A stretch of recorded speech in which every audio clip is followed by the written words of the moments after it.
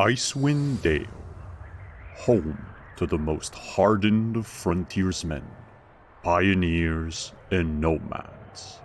Beyond the sporadic dots of civilization dwells terrifying beasts and deadly monsters. Each night, before midnight, Oril takes to the sky and weaves her spell of ice and darkness. For 2 years, the north of Faerun has been covered in everlasting rime. From Dugan's Hole to Lonelywood, from high atop Kelvin's Cairn down to Mare du Walden. Hungry and cold, the population of Icewind Dale huddles together in empty homes, praying to the gods to end Oril's reign. Their prayers were answered. Heroes summoned by fate have vowed to break the Frostmaiden's spell.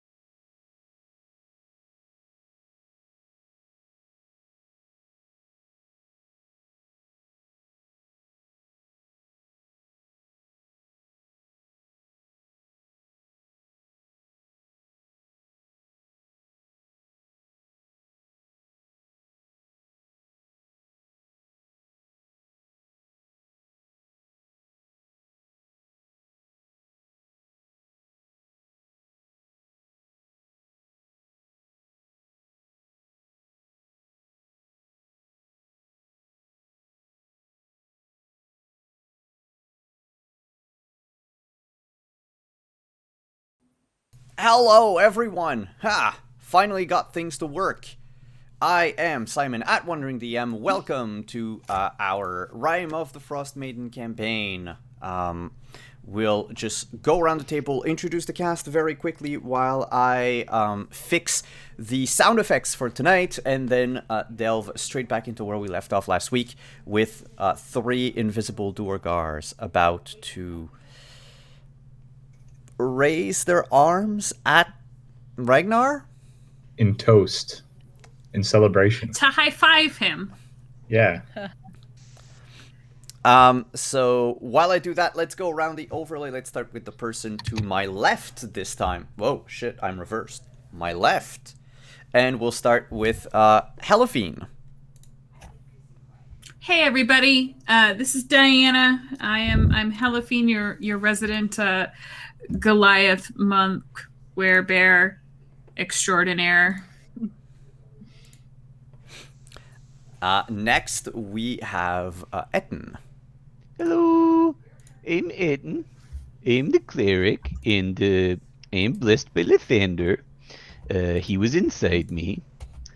And these are my fishes, and I keep them safe, and we're going to save the world. Lofty goals. Next up is Alize. Hi everyone, I am Elise, and Your mic went all the way down again. You keep cutting out. yes, it just turns itself down for some reason. I don't know why. Can you hear me? Mm-hmm. Yes, okay. It doesn't like Google Hangout. Yeah, so I'm Elise, and yes, that's about it right now. Ragnar, you're up. I'm Ragnar, the resident ranger and your resident Duergar greeter. And I am here to greet all the Duergar, invisible or otherwise.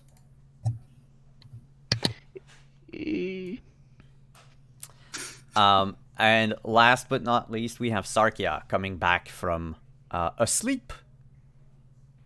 I heard I took a nap. I don't quite trust that you all didn't, like, murder me or something. Considering obsession with ghosts.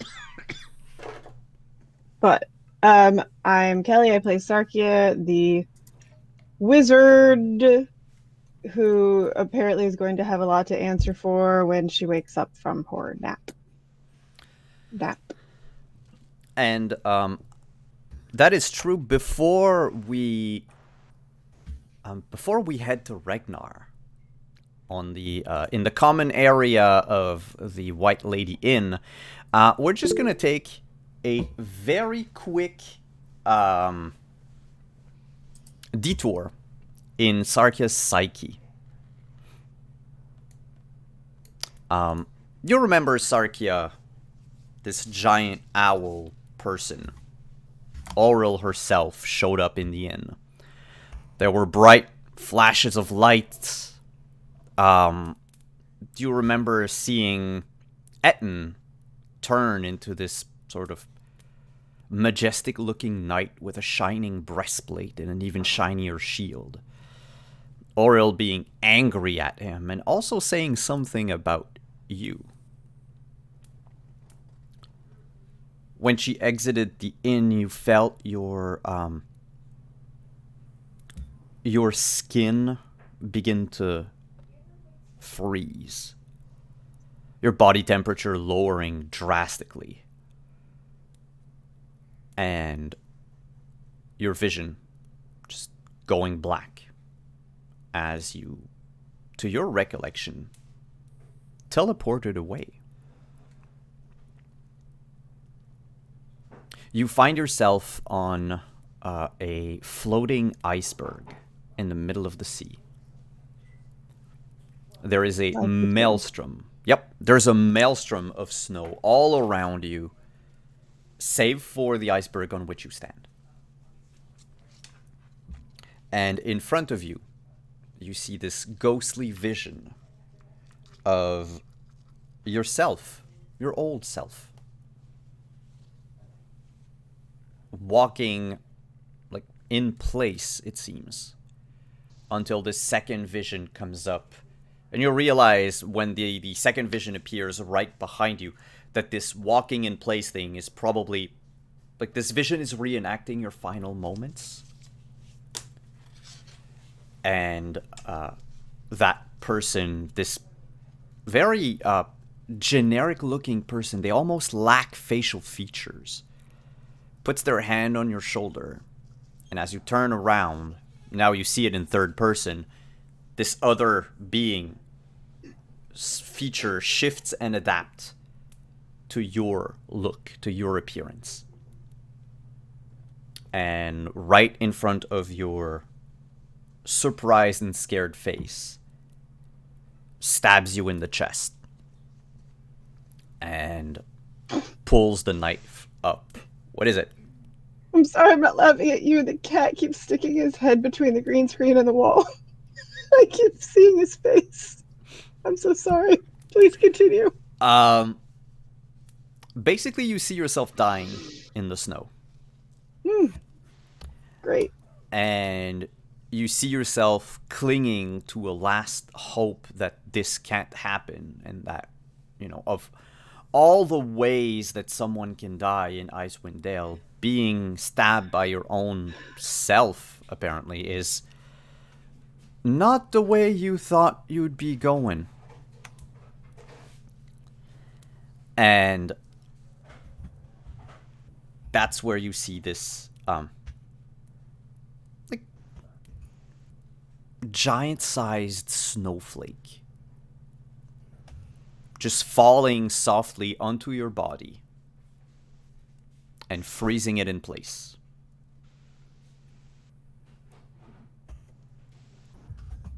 In this ice cube, your body changes, basically de-ages, reverts to a baby, or even to a fetus, and then grows back again into the shape that you are now, the person that you are now. Throughout this entire experience, I'm going to ask you to make a perception check. Perception check. Yes. We all know how good I am with dice rolls. Whoa, apparently the dice in D&D Beyond are super slow today. Okay. That's a big old 13. With a 13, you actually feel something all around you. Like heat that isn't... Like, I mean, it's very cold outside, right? You're still on an iceberg. It's the same temperature as everywhere else in Icewind Dale. But you feel this warmth begin to radiate from right around you, like maybe half an inch away from yourself. And then you feel your feet becoming very warm and sweaty. You hear the distant voices of your party members as they ask how you're doing. And you hear Etten's voice. It echoes, almost like if they were past this wall of snow, asking to fetch hot water and coals.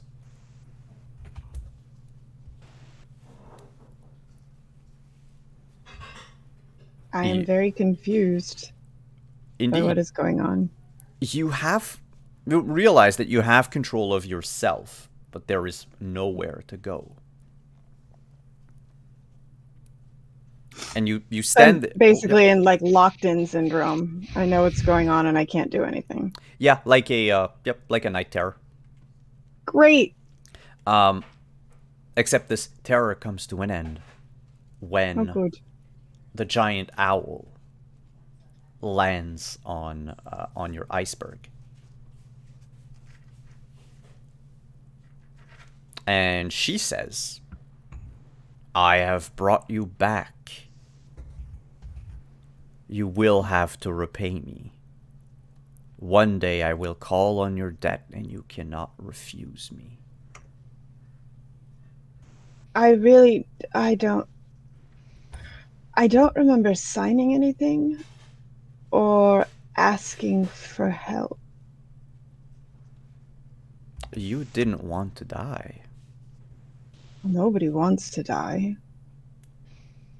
then I just provided you with what you wanted most. A life.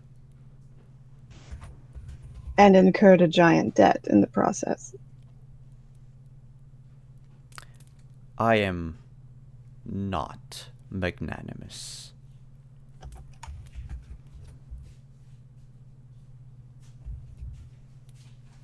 For now, you can go back to your friends or whatever they are to you. But remind the Shiny One that he should not interfere again. Lest he be flayed alive. I think you may find collecting my debt a little difficult. I would like to try something really cool that I know is going to fail. Because it's me. But I want, if I can make an Arcana check to like force the vision to end and make her go away. Yeah, possible. you can do Arcana, or you could do a Wisdom saving throw if you just want to like focus your will instead of trying to find a magical one to get out Arcana of there. technically has more. Then go with Arcana. So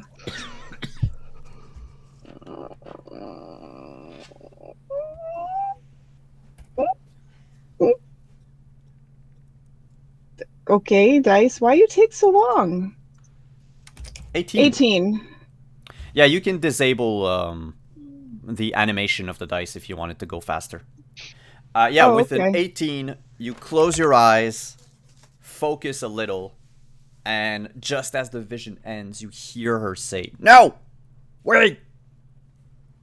Hmm. And then you open your eyes, you are wrapped in a burrito of blankets. Burrito. Near your feet is a bowl of hot coals under the blankets. There are additional furs and other blankets thrown up all around you. You are pretty much grappled by your own bed. You're welcome.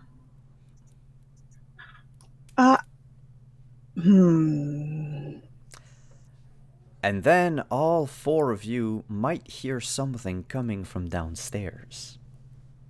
Uh-oh. So we'll just pause that for a second. And go downstairs for a moment.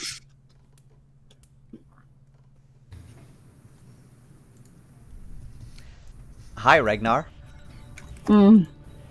Yes. You're in the common area, just waiting, passing time. Yeah, I was by the fireplace there. Yeah. Or And whatever can you passive make... for it. what is your passive perception? 15. 15. You are waiting by the fire. And, like I said last week, you know, from their point of view, they raise their war picks as they're invisible and walk up to you. And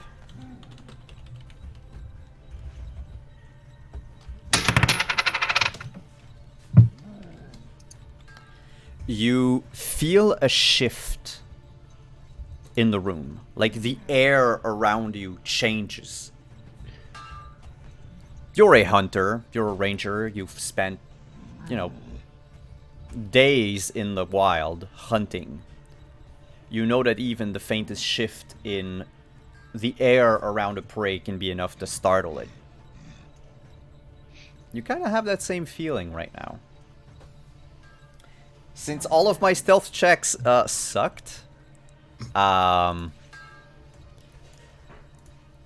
you are aware that multiple figures are crowding in on you. You don't know what they're about to do. Exactly but... where. Yeah. Is there anything on the fireplace, like cooking or otherwise? The fireplace itself has a few logs in it. There's a fire poker nearby. And there is a short chain with a small cauldron, the one that you've been using to boil up water. Nothing in there. That'd be way too big, anyways. Yeah, I would.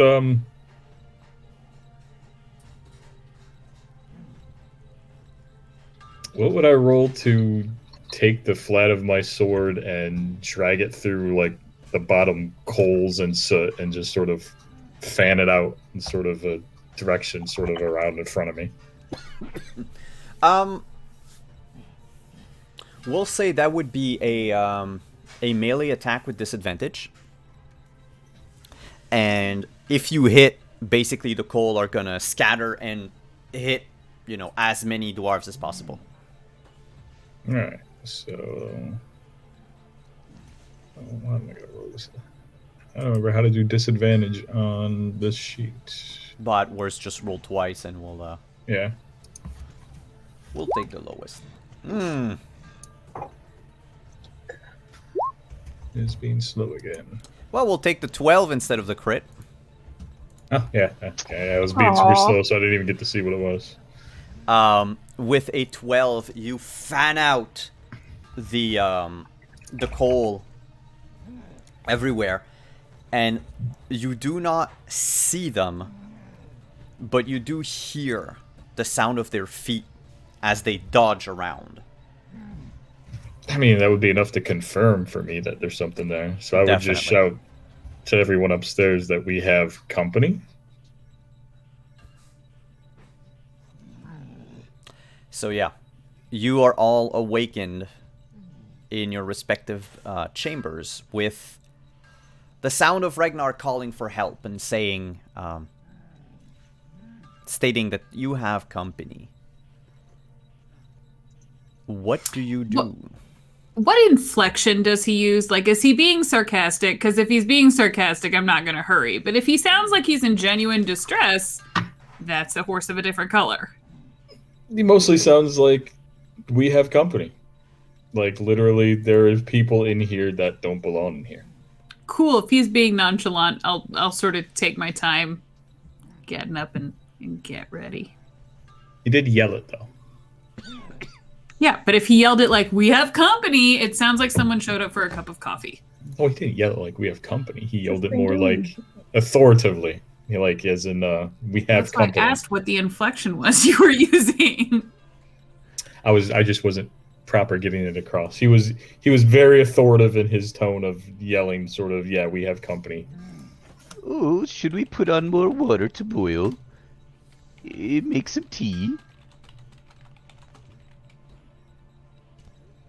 Did we hear shuffling downstairs? The shuffling is barely audible, even to Ragnar, because his assailants are kind of used to this strategy. So aside from him saying that he had company, I would like to point out that Sarkia couldn't go help even if she wanted. I mean, you are a bedrito. They have made me a burrito, and I can't actually move. Like I said, you're welcome. I'll mosey downstairs. Why not? all right. And Alize, what is your reaction? I'll go with Helfine. Okay. So what we're gonna do is because you're just moseying on over, we'll roll for initiative, but we will skip the first turn that Helfine and Alize would have, and also Sarkia and Etten, if you want to roll 2 in case something happens, though, you know, right now you're not hurrying for any reason, or for a reason in the case of Sarkia. 13. All right, I'm going to roll initiative because I do have an action to take on my turn, yes. It's an 8 over here. Starting off so strong today. Yeah. Bye, Ragnar. Fiend, Alize, Ragnar, Etten, and Sarkia. Alright, so Sarkia has a 12. Etten has an 11. Alize has a 13. Helfine, what did you roll? An 8. An 8? I'm still exhausted from, you know, almost killing a dwarf. While drunk. That too. I'm probably pretty hungover. Well, you all say that it's bad and stuff, but the dwarves rolled a 4. So, Alize, we're skipping. You're muted. Who, me? No, my husband. Sorry. Okay. That's what I was saying. I was saying dwarves have short feet. It's okay. So Alize during this time is moving downstairs. Sarkia, in your blankies, what are you doing? Oh, good, you're awake. What? I am awake. May I please not be? What did you? Can I get out of the blanket? Ooh, slowly. I'm gonna put my hand on her forehead like I'm checking her temperature, but full palm instead of like a delicate backhand. You've got furball cans too, so it's like huge. Yes. Oh, yes. Much better. Much better. Yes, we can get out of the blankets now. I'll cook you a cup of tea. Maybe downstairs. It sounds like they might need us downstairs, Etten. Oh, they have company. Yes. Can I please get out of the blankets? Why does Kelly think Etten's going to roll me out of the blankets like a carpet? Okay. Yep. He wasn't before, but now he is.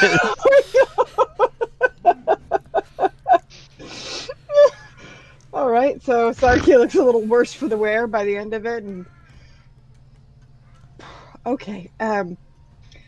Right. I have a very, very large headache. You really pissed off a god. Good. In fairness, so did I. Well, We might have some trouble later. Etten.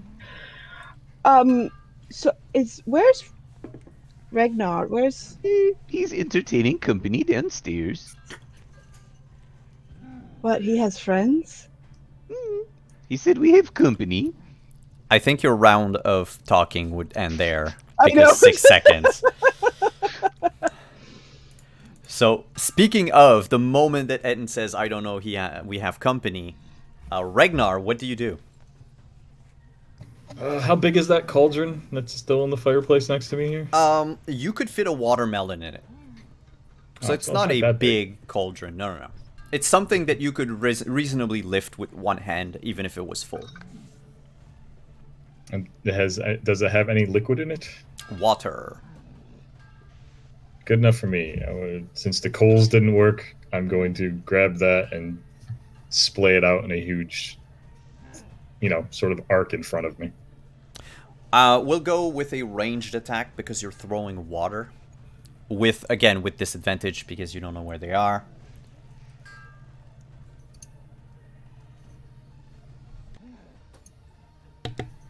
Ooh, but that hits.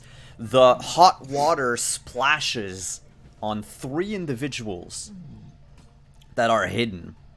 You notice the droplets hang in the air, and there's a little bit of steam coming up as you hear 3 gruff voices grumble something in Undercommon.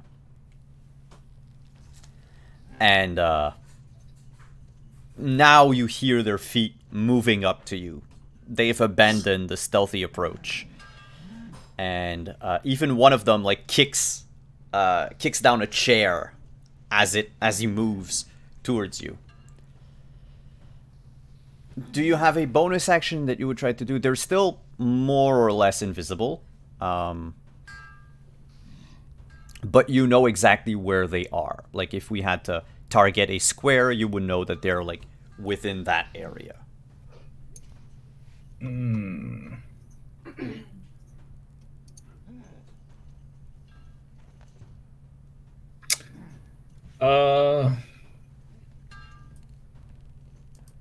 Yes, I will immediately cast Zephyr Strike on myself. Like the Alright. moment I see like the three dwarves or droplets of something, so I know where they are, and so my movement doesn't get a opportunity attack, and then also my movement speed is much more Mhm. increased. And I guess before they'd even notice it, I would be on the up the stairs next to, I assume, Helafine and Alize. All right. Speaking of Elephine, you were walking down the stairs, and you just saw this sight of Ragnar splashing water around the common area, and then muttering a few words and zooming across the room to reach you. His short sword is still out. But I don't see or understand that there are invisible dwarves nearby. You would have heard the grumble, though, in Undercommon. You and Alize both, because you're outside of the rooms and, coming down the stairs. But we wouldn't have seen the steam coming up like exact locations, right? If you focus a bit, yes. Okay. I would have also muttered Dwargar as I, landed sort of at where your position is. Bless you. I thought you said we had company. I just sort of point my sword down to where I know they are, but I kind of assumed they had already seen them. No. Let's see. Do I understand that? Nope, I definitely don't. I'm going to use my action to stand there with a confused expression on my face. All right. You stand there looking at nothing. And then you see these little droplets begin to move. Alize, too. A pack of droplets charges across the room, makes its way up a few stairs, and out of the blue, this ashen gray dwarf with completely white eyes and a whitish beard just materializes.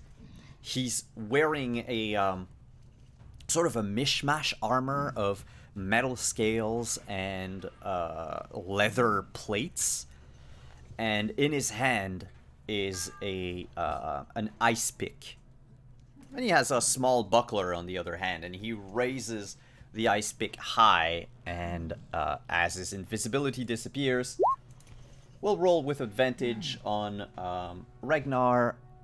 Does a 22 hit?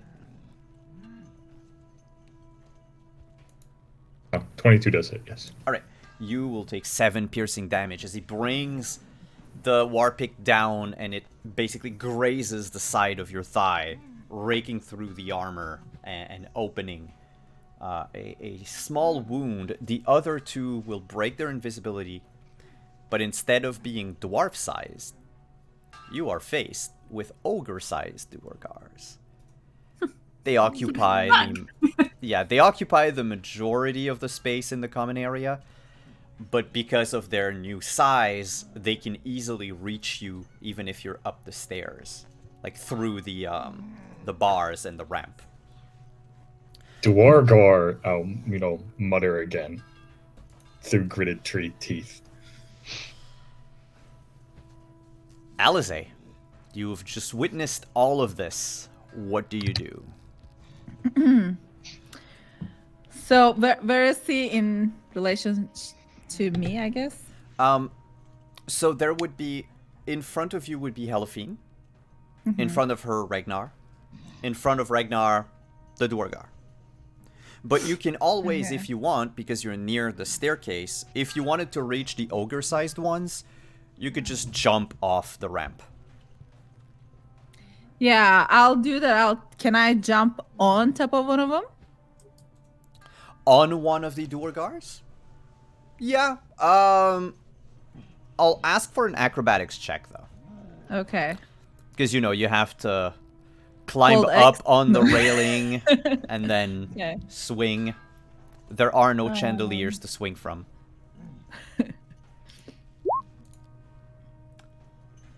With a 10. What? You jump. Is this correct? Yep. You jump I'm not pulling out far this enough to reach it. Instead of falling on his shoulders, you fall just in front of him. Basically crouching down to avoid taking damage from the fall. But you still have your turn. Okay, so am I facing him? Oh, yeah. Okay, so I pull my weapon out and just try to slice up like from through his groin, like from leg Yeah, I up was gonna as I say, stand up. from, like, by their size, if you slice up, that's gonna be the groin area. Yeah. That's the idea. Okay. Alright, roll to attack. Sorry, it's slow for some reason. No, that's okay. It might be D&D Beyond if it's slow for everyone, honestly. You slice up, and the Dwargar brings his ice pick down to just deflect your attack. Okay. And I'll take my bonus action. How high is the banister? Can I try to like Climb jump back on it. up? Yeah. Yes, but if you don't use the disengage action, the Yeah. Dwargar will try to hit you as you turn your back around. Yeah, I'll use a disengage. All right. So yeah, you struck up, missed, he deflected, and in the same, motion, you spin about and you jump back, you parkour on the wall of the inn and regain your place in back of Helifine. Yeah, probably not in the stairs, but like hanging off like over the banister. Oh, okay. Like, yeah. You want to just hang from the banister, basically? Yeah. Okay. Sarkia. You have been unrolled. I have been unrolled.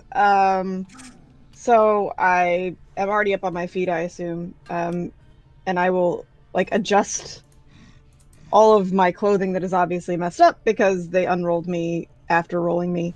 And I will kind of rush out the door and stand at the top of the banister to look down.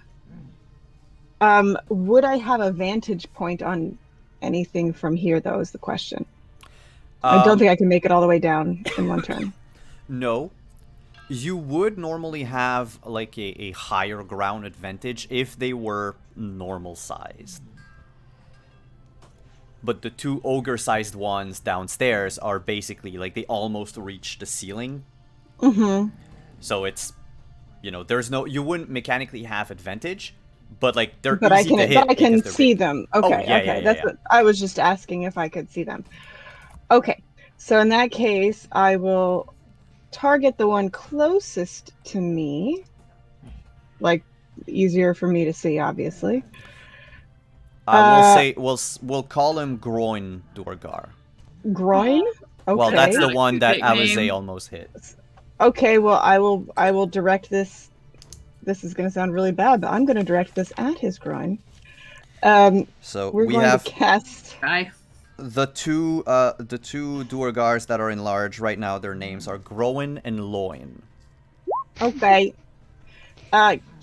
He needs to give me a DC 13 intelligence save. What the hell is this spell and what does it look like? It's a new one. Hold on. Okay. So I psychically lash out at one creature within range. The target must make an intelligence saving throw. On a failed save, it takes 3d6 psychic damage and it can't take a reaction until the end of its next turn. Moreover, on its next turn, it must choose whether it gets a move, an action, or a bonus action. It only gets one of the three.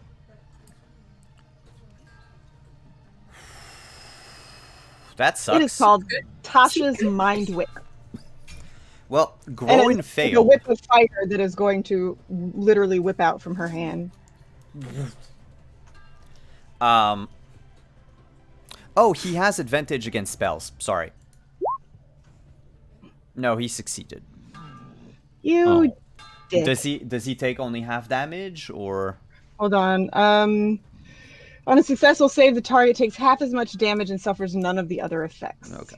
Well, you still whipped him good. None of you better do it. Don't Do like it. that. God damn it. I'm disappointed, but not surprised. I guess somebody will just have to whip me.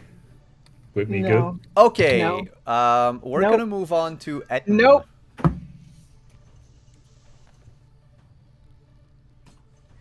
Etten, you just saw Sarkia run out of the room as you hear the sound of fighting coming from downstairs. Well, okay. I thought we had company. It was, I'll put my head out the door and see what I see. You see everyone cramming up the staircase, and from time to time, because you know everyone still moves and tries to bob out of the way of attacks and stuff, you can see a gray dwarf trying its darndest to kill Ragnar with an ice pick. Okay. Not my fishies. And I'm going to... I'm gonna grab my shield and mace on the way out. Mm-hmm. And since I'm at the back of the pack, I'm going to cast Shield of Faith on Ragnar as my bonus action. Mm-hmm. What does your Shield of Faith look like? So a shimmering field surrounds Ragnar as I point my shield at him and murmur some words, and it almost looks like fish scales as it boops into being, and then it kind of shrinks in around him and forms to his body. So it's a glimmering, like that look when water and you see fish scales glinting on the sunlight underwater. So Ragnar will just be, of course. Yep. And then with my main action, so I'm gonna move as close to the. I don't know if I can get through everybody. Yeah, you cannot get through everybody, but you can definitely get right behind Sarkia. Okay, I'll get right behind Sarkia and cast. What's the light like in here? Is it? It's only the fireplace at the moment. So Okay, it's and fairly bad lighting, not enough to give disadvantage, if only because the Duergars are ogre sized. Huge. Yeah. And everybody's visible now, right? It's not. Yes. Okay. Then I will cast Sacred Flame on the gray gentleman menacing Ragnar. All right, we have Groen, Lowen, and we need a name for the one with the ice pick. Rowan. Bob. Rowan throwing him. Or Lowen. Bob. All right. Bob's good. I think it's a wisdom save, right? For It is a dexterity save. Oh, dex save. My bad. I'll take the 9 and fail. It is a 14, so we do 1d8 damage.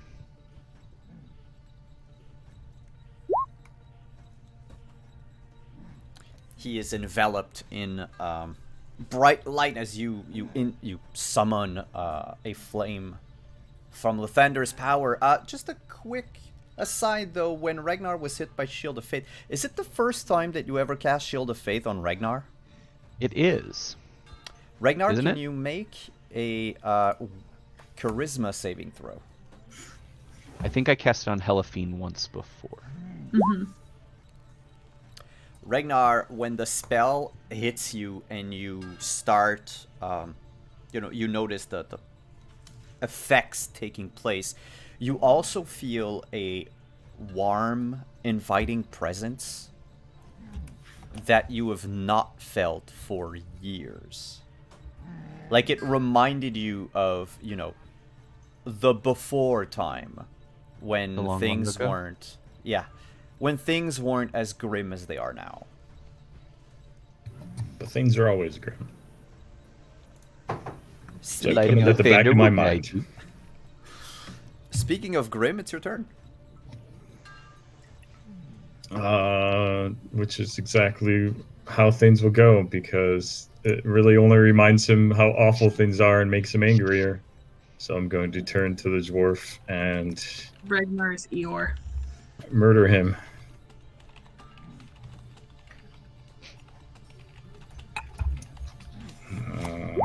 Did that go?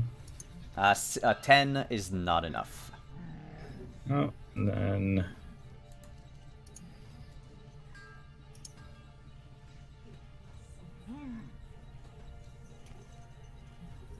I'm going to give myself advantage to the Zephyr Strike, so I will roll again. Okay. Yeah, 23 does hit. All right. It would be 9 plus the Zephyr Strike advantage is also a D6 of extra, D8 of extra damage for this turn.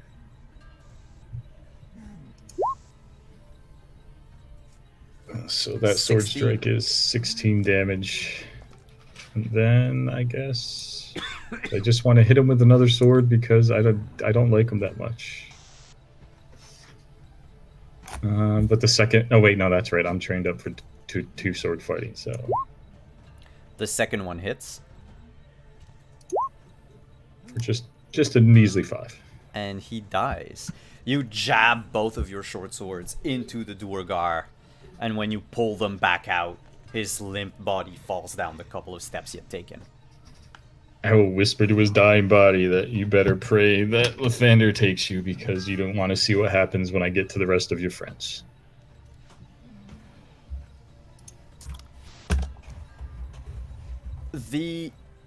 You notice from the reaction of the other two that they don't seem to understand a single word that you've said. They look a little scared, but they still believe they have a shot. Oh, can I do something as a not quite bonus action? Sure. Can I take a single of one of those square Dwargar coins and sort of drop it on his body sort of dismissively? Like right in front of, like look at them and just sort of like throw it on top of him? Yeah, what? I'll keep that for later. I'll keep that for their turn. Helafine. Yeah, well, now I kind of understand what Ragnar was talking about. So I'm still on the stairs, right? Mm-hmm. And there are 2 ogre-sized Duergar still around. Yep. They're just on Are the they other side of visible? the banister. Oh, yeah, they are. They had to become rad. visible to... Neat. Then I'm going to, with a flying leap off the staircase, assume my bear form, and then take a few punches. Just big, meaty bear punches. All right, so in midair, as you flip over the banister... It looks like Helafine- an Animorphs cover. Like, it's... And then there's the massive werebear that falls down. You're almost as tall as they are. Sweet. Do you strike at groin or loin? Loin. Okay.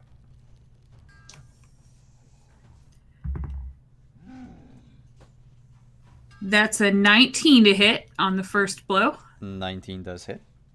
Cool. Cool. And then I'll roll my 2 flurry of blows hits at the same time. That's a 26 and an 18. Yep, all of them. Cool. All right. You maul the dwarf, Yeah. which I believe might not survive.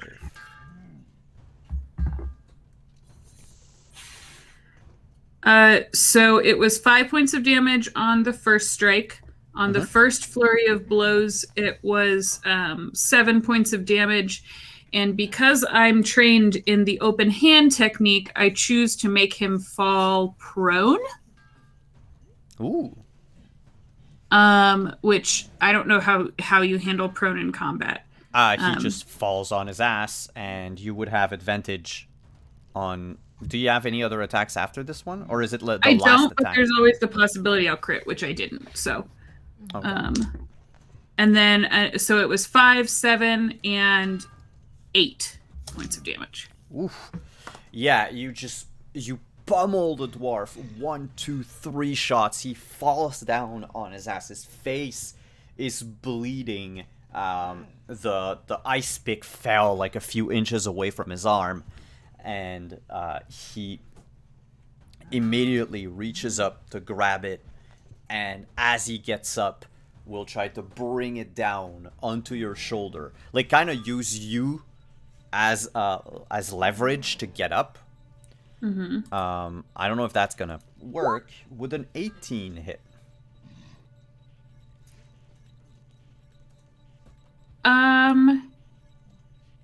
Yes, but he's not throwing it. He's actually pulling himself up, correct? He's pulling himself up, yeah.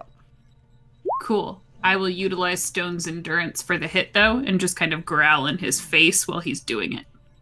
What does Stone Endurance does again? It reduces damage dealt to me by 1d12 plus 3. Oh, shit. Then make your roll. That'll be less 13 damage. Yeah, he stabs you in the shoulder to hoist himself up. You don't even register. The wound. I'll kind of lean into it just a little bit and just growl. He does not want to growl back that much. Seeing how you did that, Ragnar just disposed of another body with ease. The third one, looking like he has no other choice, will take his ice pick and you know what? Fuck it. He is going to reduce his size back to normal. And, oh no, wait. It lasts for a minute and it doesn't stop. Okay, he's going to try to barge through the door and leave in haste. Which, it's gonna take most of his turn to squeeze through. But, like, he rushes past you, Elephine. You have an attack of opportunity if you want to take it. Yeah, I do. And he basically bum rushes the door open and tries to escape into the street, but at the end of his turn, he's going to be like just a few feet away from the door outside. Unless you mysteriously kill him. Well, I don't want to mysteriously kill him. Is there any way that I could use that opportunity to grab him instead of attack him? A grapple is a form of attack. You can definitely try that. Is that strength plus a d20? It's athletics. It's just flat athletics against his strength. Well, wow. Okay, that's 24. That's 4. Cool. So he never makes it to the door. Basically, he starts rushing out, and you just grab him by the collar and hold him in place. Alize, it's your turn. So it looks like Elephine has a hold on that one, right? Well, right now Elephine is holding one, and the other one is kind of holding her because his ice pick is planted in her. Yeah, but she doesn't care about it, right? She doesn't seem to care at all. Yeah, so I'll just go to that one and put my weapon around his neck and just ask him to take the ice pick off. Like, just submit, basically. With what Ragnar did earlier, I'll say make an intimidation check with advantage. Okay. Oh shit. No whammies. That's okay. You have to roll higher than a 2.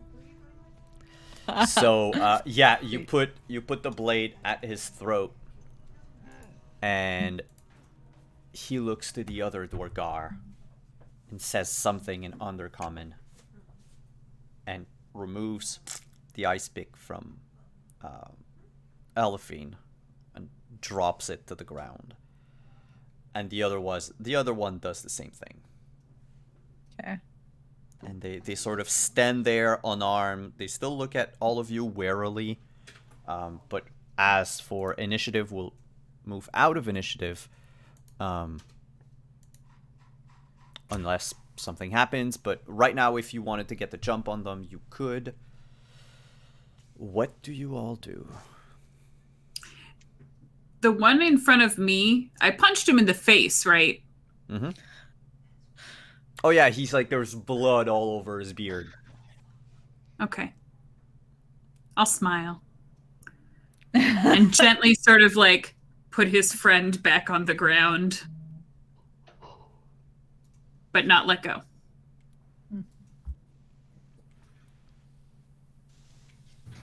I'm going to pick up the ice pick from the one dead in front of me. Mm-hmm. And then I'm going to walk over to the one she just set down, and I'm going to nail the ice pick through his foot into the ground. Wait. You're gonna... Okay. That way he can't run anymore. I like Simon's response there. That was so good. Simon. Yes. Lawful evil. Yeah. Can you just roll for damage just in case? It's a D6 plus your D8 plus your strength. Yes, Kelly. Sarkia is a bit cranky. It would be 12 damage. And she woke up to, people trying to kill her friends, and she's not a big fan. So, would you allow if she went down and grabbed the metal part of the ice pick and actually cast, like, if she cast firebolt but like held it in her hand, like to heat it up, and then she'll just be like, I'm just cauterizing it so you don't bleed out. But heats up the metal. You mean the ice pick that's in the arm? In the foot? In the foot. Yeah, do you want him to be burned very badly in his foot, or do you want just to cause pain? Mm-hmm. Okay. So you approach, you warm up the ice pick, and you hear the sizzle, and the Dwargar just... But due to the pain, he actually faints. The other one looks scared shitless. Oh, that's anticlimactic. I don't approve of this.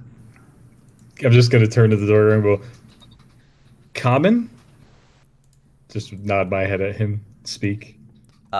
He's going to reply to you in Dwarven.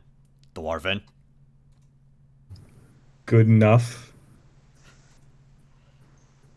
Sarkia cocks her head to the side to listen to this conversation. Does anyone else speak Dwarven? I do. All right, everyone except Alize. Oh, Alize, I'm so sorry.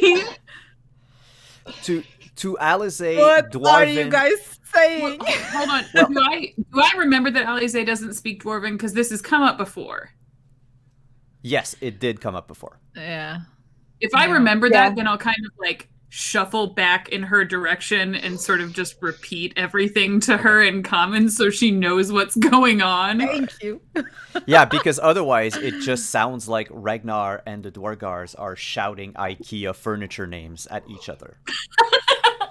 While gargling rocks at the same time. Yeah. So, yeah, you said good enough. So I figure you want to kill us. No. Baby? Who hired y'all? We want to kill them? No, who hired you, and was it Dwarf? We were told some of yous had an interest in the Chardlin. Yes. Well, we were told that Dwarf was going to send people, and I suppose you are the people, and this is your form of negotiation. Aye, we were told you were drunkards. No, just me. What? You missed that part. And that there were 2 of you, not 5. I count as at least 2, so 6. Well, Listen, we made a blunder. I guess you can keep the Chardlin. We'll tell our boss that you've skipped town, and I suggest you do just that. Oh, thanks. Oh, or what? Or we'll make sure that wherever you go, the Dwergars of Clan Sunblight can find you again. Ah, Sunblight. Thank you. Now I know who's responsible for this. Can't find who? What? Helafine? What? I don't really know what they're saying now. Those don't sound like words I know. So, They're saying about Sunblight. trying to get us if we, don't leave town. So Sunblight wants the Chardling, and they're willing to kill us for it, despite the fact that before this a drunken bard had it and you couldn't even get it then. Do you mean this? I'm gonna hold up the rock again. Aye, the stone. It belongs to us. No, it belongs to me. I have it. So. Possession is 9/10 the law, especially in this town. We can probably find a lawyer to argue that, right? I know a really good ghost lawyer. No, there's no such thing as a ghost lawyer. Agree to disagree. Well, if you're so intent on keeping the shard yourself, just know one thing. If you weren't born underground like we are, you're gonna start feeling the effects of the stone very soon. And then we'll just have to wait until you die of exposure in the cold and fetch it from your corpse. I'm sorry. What effects?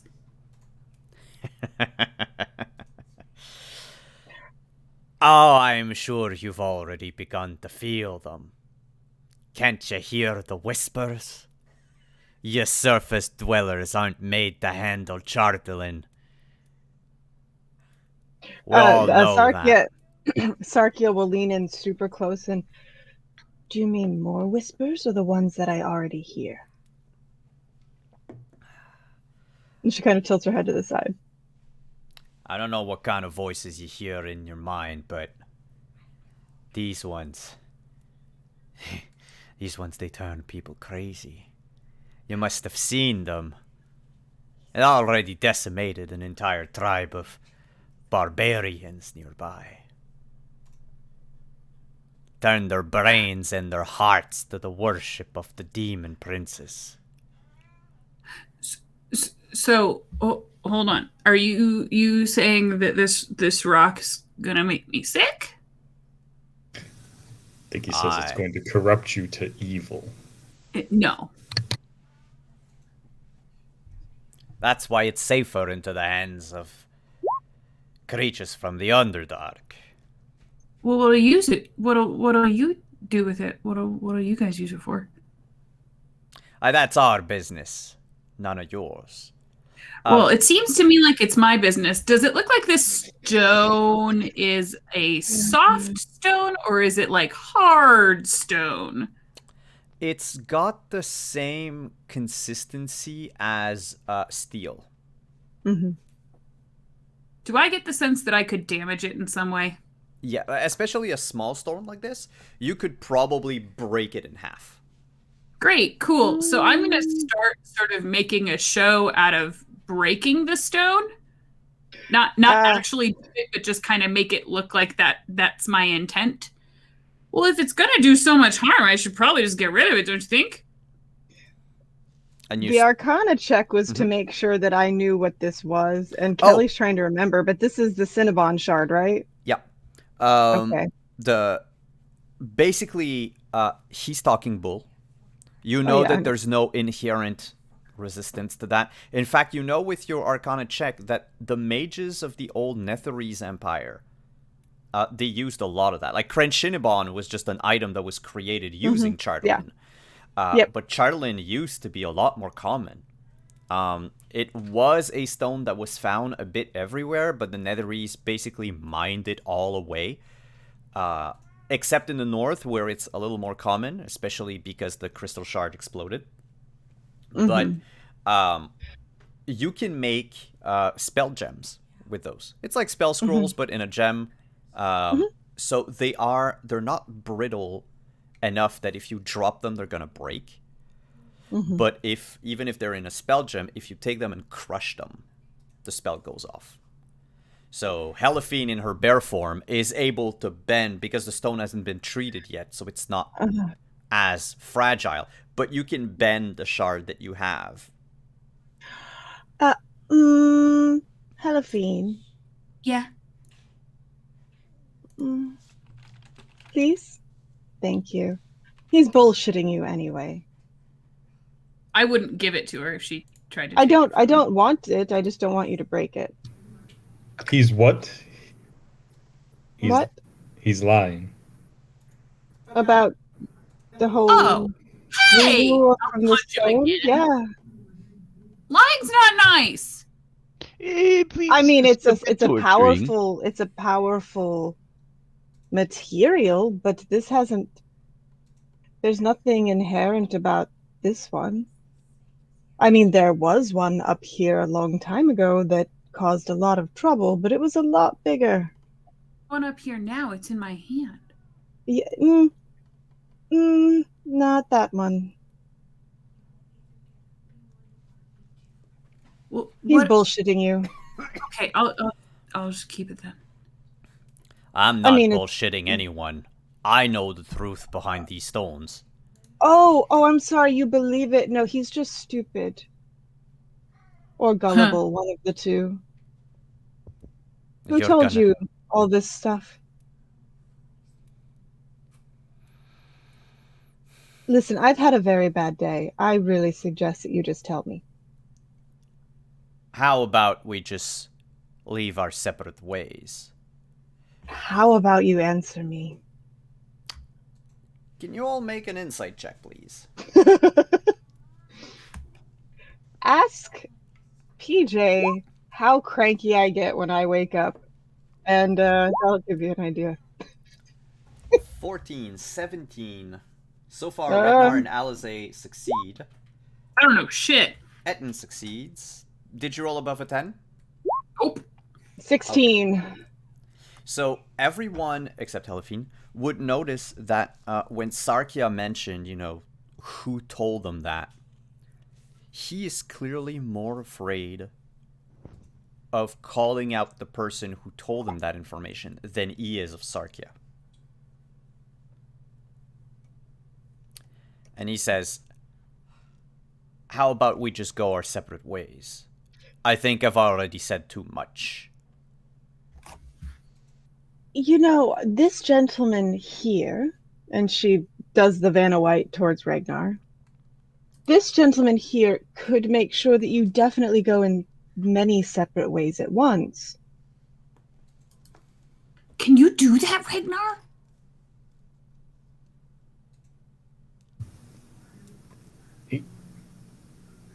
He's just gonna look at her like he's not fully understanding what she means. I mean that you could chop him into little pieces and send them different places. No. It is not good. See, you should hear the furry one. Well, the other furry one. Hey! I do not condone torture of prisoners. We can do this civilly. Ha ha ha. And I cast Stone of Truth. Ha! Zone of truth. Why are you saying how? We're all standing in the goddamn zone. Uh-huh. Because I don't have anything to lie about anymore. What do we want Oh. to ask Ragnar? Y'all know I'm a ghost. Ah. I'm a ghost defendant, apparently. So, Who has most to lose, I wonder? Not me. Etin, you would know when you cast your Zone of Truth. Because I think you know if someone resists it, right? Everybody has to roll it's for charisma. Oh, sorry. it. Yeah. Oh no. Oh, All right. good. Saving throw charisma? Yeah. Oh boy, that's a big old 9. -1 for Sarkia. All right. Hold on. No. Let's see what I get. So I'm going to instinctively know Oh! that I failed, and I'm just going to grit my teeth and swear 16 out again. loud. 16 again, so I think I resist it. So, The DC is 14. yeah, we're just missing Alize and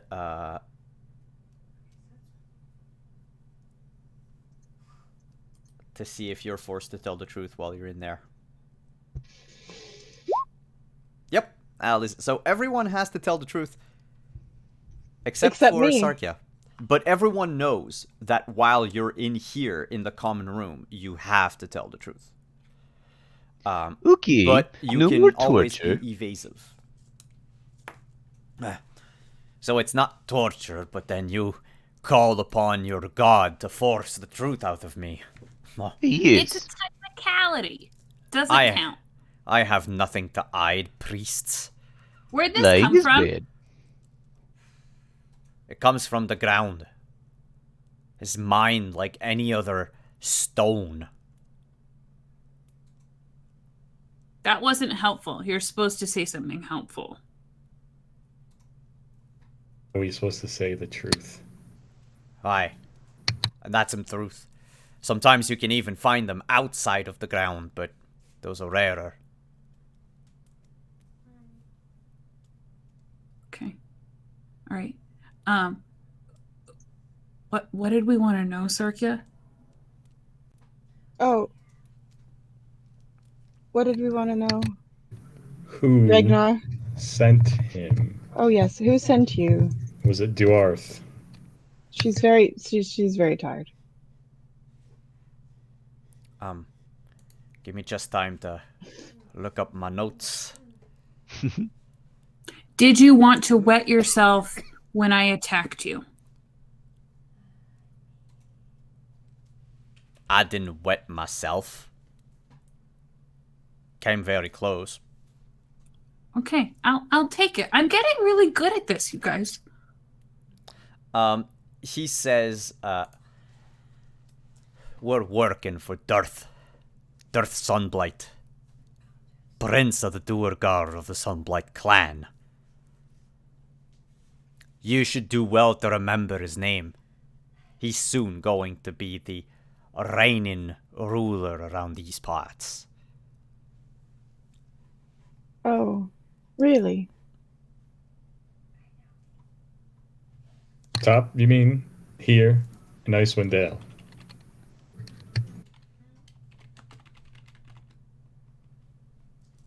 Aye.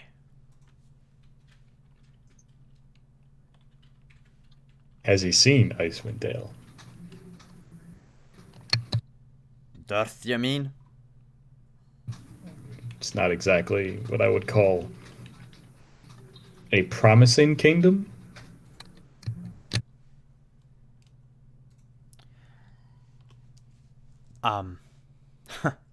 You say that, but have you looked at the sky? Your precious sun is gone.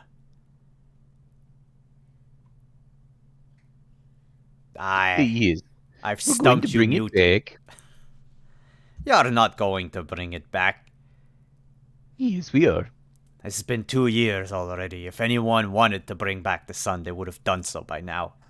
Now, it's a sign of the gods. This land will become ours again. Well, but he has a god inside of him sometimes.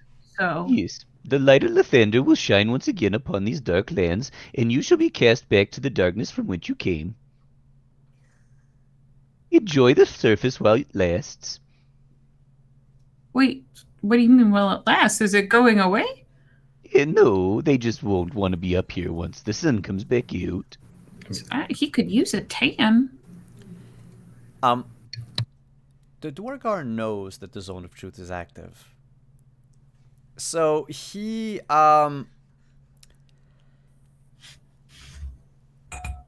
doesn't like to hear what Etten just said. You can see in his face, like if he could get paler, he would.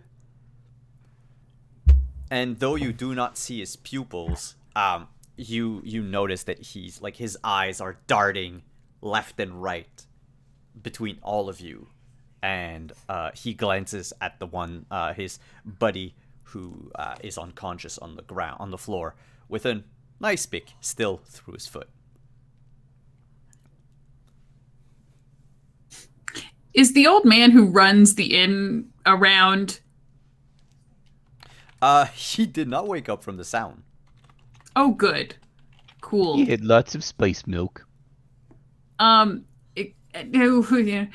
Because I am no longer useful in this interrogation process, could I try and just clean up the area, tidy up the pool of blood that's undoubtedly on the floor, maybe pry the pickaxe out of the ground, that kind of thing? The Sarkia will wave her hand and press to digitate the blood off the floor. Well, at least That you won't makes have it to easy. scrub. Otherwise, it's a stain if you don't have hydrogen peroxide. Helifine looks terrified. She still hasn't seen a lot of magic. It's weird that there's specific cleaning magic. Seems like a thing a ghost would do. That's not funny. We already determined there aren't any ghosts here. I am not a ghost, Ragnar. She's in the zone. Yes, I'm in the zone. So are you, Ragnar. Yes, Ragnar, I am. who was that lady? Which, the white lady? She The was lady the from elf before, who the took one her who told us form. her name. She was the lady we got the dogs from. And what else? How do you know her? Because she was the lady we got the dogs from. Is that true? That doesn't seem like it's true, though. That is the lady we Sarkia- got the dogs from. That is very That's true. not why you know her, though. That is Sarkia one of the looks like reasons I she's, know her, yes. Sarkia looks like she's really thinking of a question that has no loopholes in it. Ragnar, what is the name of the organization that you work for? Work for. Does it look like I'm working at the moment? The fish Oh. of Lathander. No. That, Sticks Incorporated. it is definitely not the Fish of Lathander. Although, I'm going to turn to the dwarf and be like, it is also not the Sunblight clan. And I'm going to cleave his head from his shoulders. The No. dwarf was actually he slinked away with a 20 in stealth while you were arguing amongst yourselves. And my So when you passive turn isn't that high. turn back around to attack him, he's gone. The only one that's left is the unconscious one on the ground. I will swear, because in the zone of truth, I was like, I was going to sever his head and send it back with the unconscious one as a message. What That makes you would- think I- he'd hold on to that? You're muted. Because he would be terrified of what would happen if he didn't. I Because I already put an ice pick in his foot, and I cut off his friend's head. If he didn't take the message back, he knows I would do something worse to him and or his friends, because now I know who he works for. his boss seems more scary than we are. He's probably not. That's the idea, though, is to make yourself in the moment scarier than the person he was afraid of. You see, this is one of those earlier That was steps. terrifying. He made We're everyone getting tell the so truth. many lessons from Ragnar while he's being forced to tell us the truth. I don't agree with this method. It seems evil. You say evil. It's direct. It's kind of cruel though. No, They actually, tried to kill us. don't in do that. fairness, Sarkia will start talking about a clinical study she read in a book once about how beheading is actually a very humane way to kill somebody as long as you do it correctly. So in essence, Ragnar was actually being kind. No. They're both evil. No, I'm just very tired. Well, go back to You bed slept- then. No one You told you to slept get all up. night. Sarkia is grumbling, and she walks by Ragnar and she's like, "I know you work for somebody." I am very disturbed that I didn't get to kill that other dwarf. I will say out loud. Hmm. I am concerned that maybe the zone of truth is not great for you. It doesn't seem to work on him. No, it works. But Everything he's so he's saying tricky. is true. Look, okay, here's how it should work. Okay. Oh, you know what? Sarkia turns back to Ragnar suddenly. I remember the question I wanted to ask you. Was that the first time you met the woman that we rented the dogs from? Ragnar is busying himself trying to wake up the dwarf. Excuse me. Tap, tap, tap. Was that the first time you met the woman we rented the dogs from? I don't think you're actually busy. You're muted, so I don't care. First off, you know it wasn't, because I was the one who led you all to her to introduce you to her so that we could get the wolves. You Or led the us to the dogs. stables. Yes, I led us all to the stables so that we could get the dogs. I introduced you to her. Mm-hmm. And where do you know her from? Because I am a guide and a ranger of Icewind Dale for many years now, and I know a lot of the people up and down Oh, is Icewind she an Dale. ex-girlfriend? No. Oh, she's a current girlfriend. Now Sarkia is just messing with him. If you are interested in a relationship, you can ask me anytime, inside or outside of the zone of truth, and the answer will remain the same. No, thank you. I prefer my boyfriends without bat wings. And she just kind of traipses back up the stairs. Bat wings? He's really confused at that last part. Well, skeletal wings, whatever.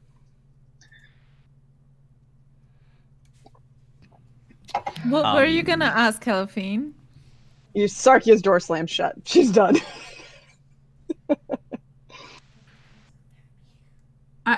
I was gonna say this is how it's supposed to work. Alize, how do you feel today? Good. No, you're supposed to answer honestly. I think perhaps she feels good. Better. I don't think I know how this spell works, Etten. I don't understand. Well, you can't lie. Try to say that my fur is red.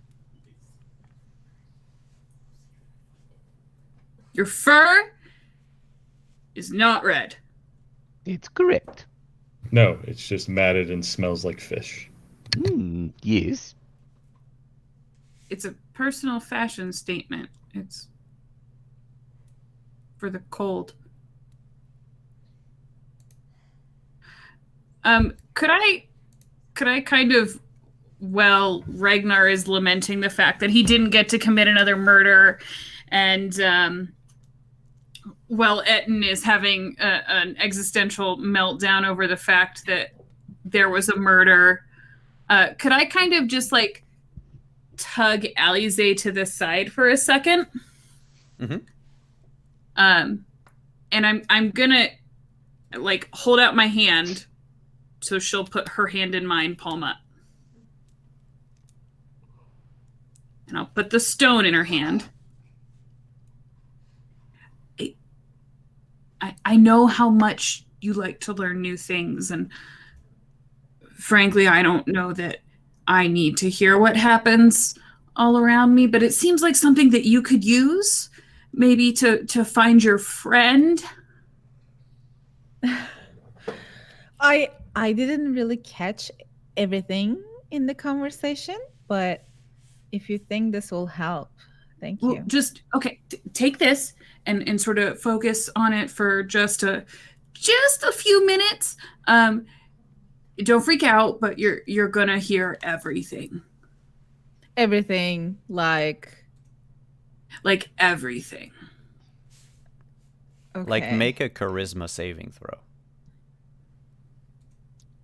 Which one? Who? Alice. No, you've already failed yours. Well, we know that. Alice, Oh my goodness, I quit. I rage quit. the stone begins to warm up in the palm of your hand, and you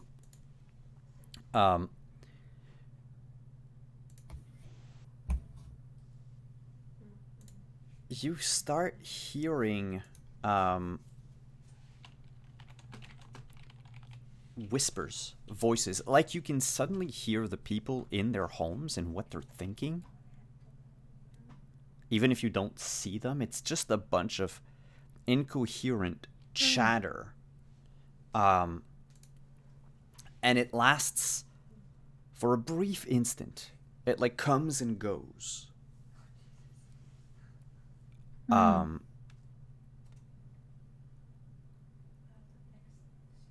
When it's back to quiet again, you get the feeling that you might want to hear the voices again.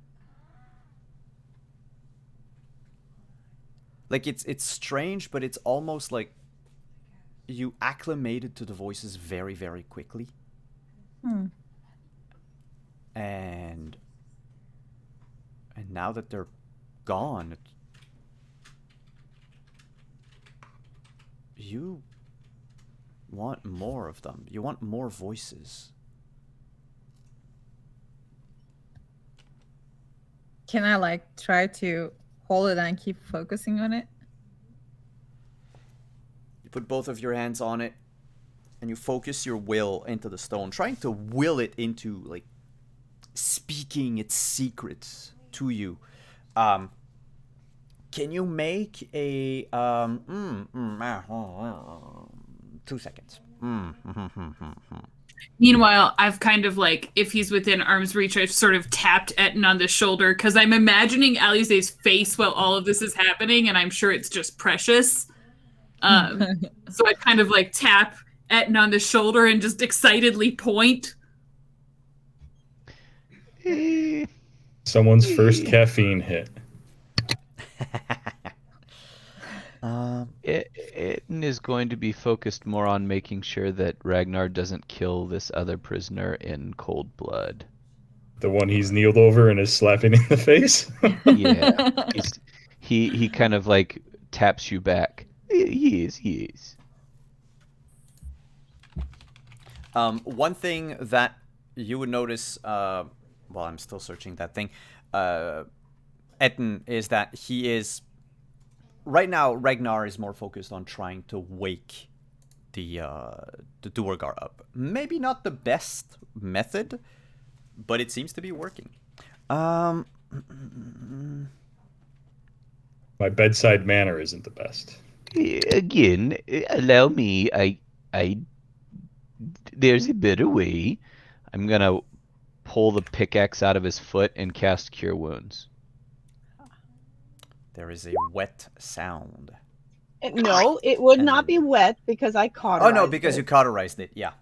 And then it just closes. Basic first aid. Basic first aid would have been to not stab him in the foot in the first place. How many people have a basic mage for basic first aid? Listen, give me my pumpkin spice and everything will be fine. The voices do come back, Alize, but Okay. they're still incoherent, and yet you hear an underlying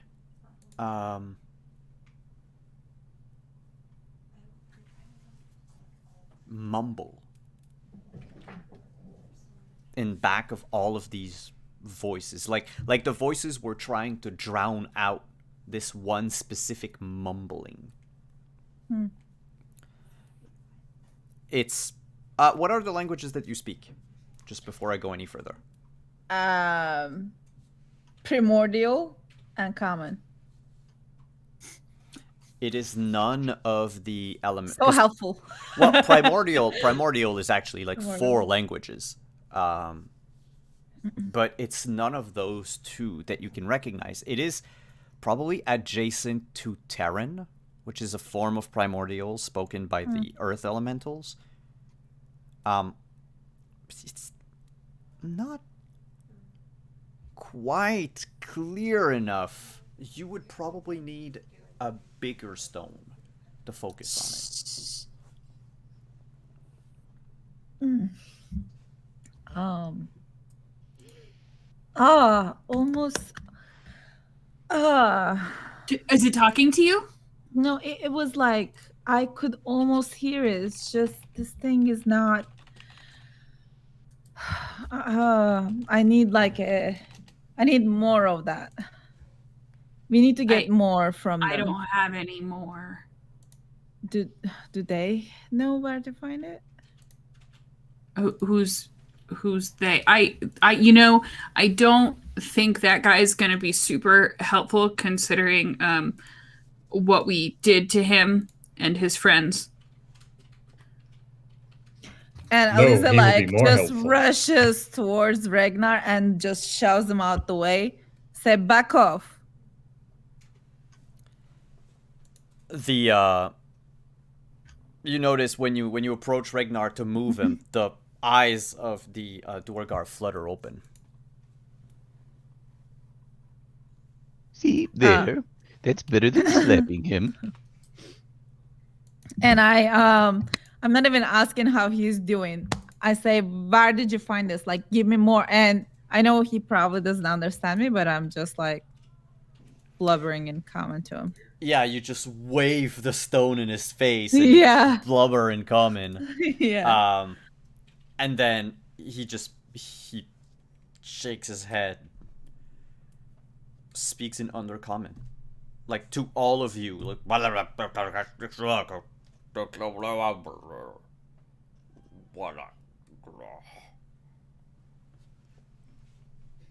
he looks still scared.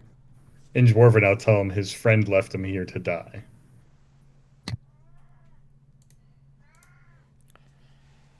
He turns left, right, sees his fallen brethren in the stairs. And in Dwarven will say,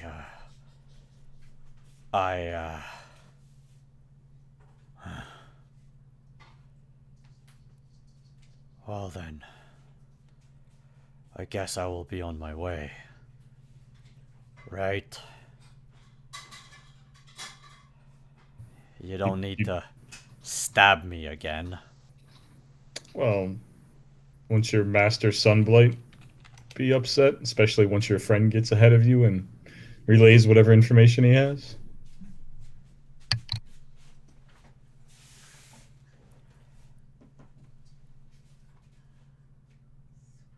What did he tell you about Sunblight? Oh, everything I needed. There's nothing else I can add then. I'll go. I'm not gonna cause you any trouble, and I'm gonna skip town. You are clearly more than we bargained for. Oh, okay, goodbye.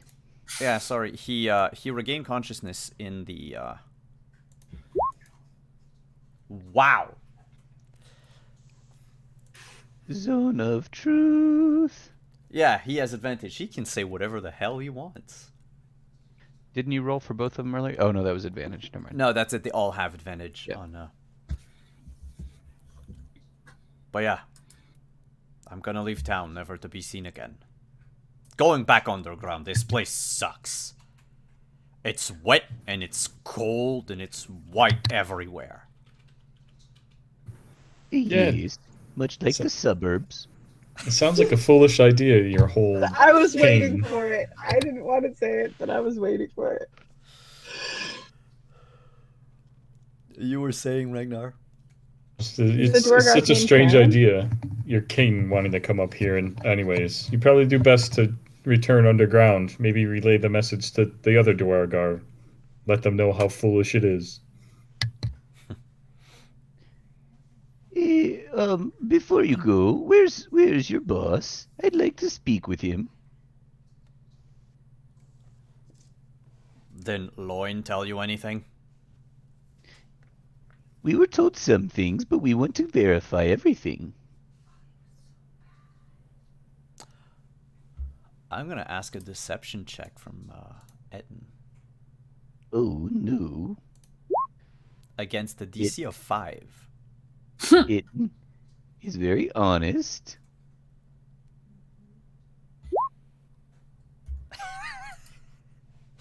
See? He looks at you and says, "So you don't know." He didn't tell I us see. where he is. No. Aye, well. Well, then that changes things. You're gonna let me live. You're gonna let me leave. And you're gonna let me bring all of his stuff. And he points to the dead Duergar. With me. You don't get to keep anything. And then I will tell you where to find Prince Sunblight. Is it in the caves to the northeast? What caves? Can I roll an insight then? See if he's being honest when he says what caves? Sure.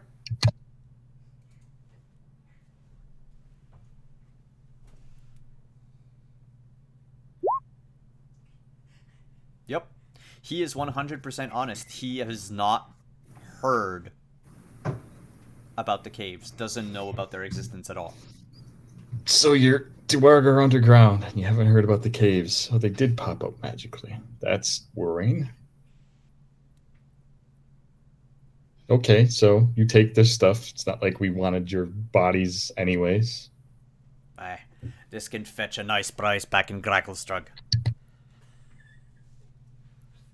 And he goes over to his compatriot, I guess, and begins to undress him rather rapidly and roughly. Just tear the armor out.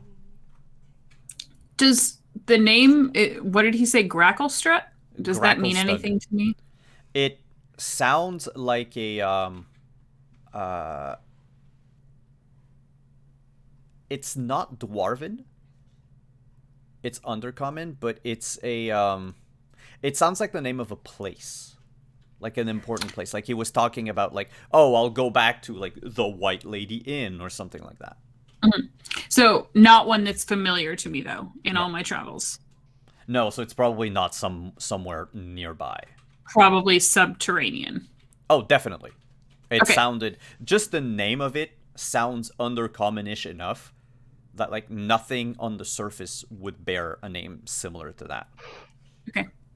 I mean, it sounds almost like he's eating rocks when he says it. Odd diet.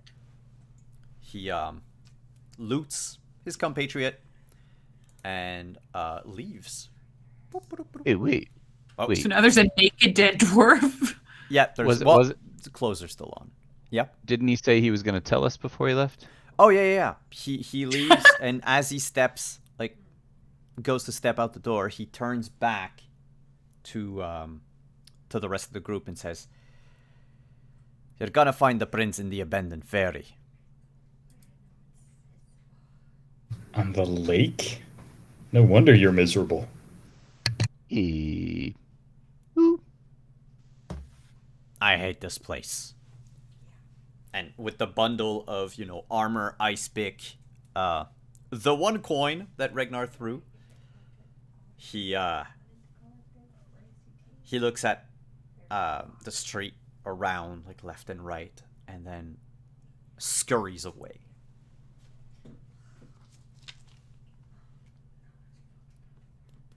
Leaving the 5 of you in the inn. ooh, I'm awfully tired now. They woke us up very early.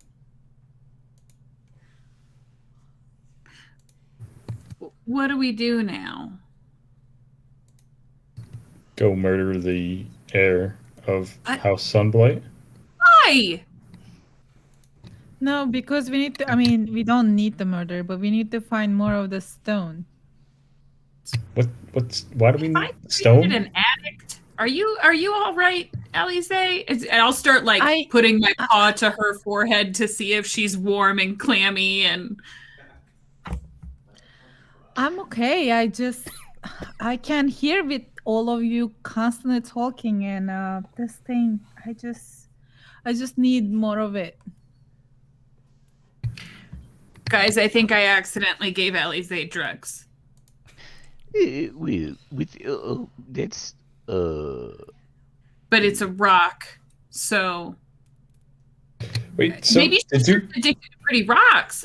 We can get you more rocks. stop hitting the rock so hard. So did you hear the story she said about the rock and its magical powers and just gave it to Alize?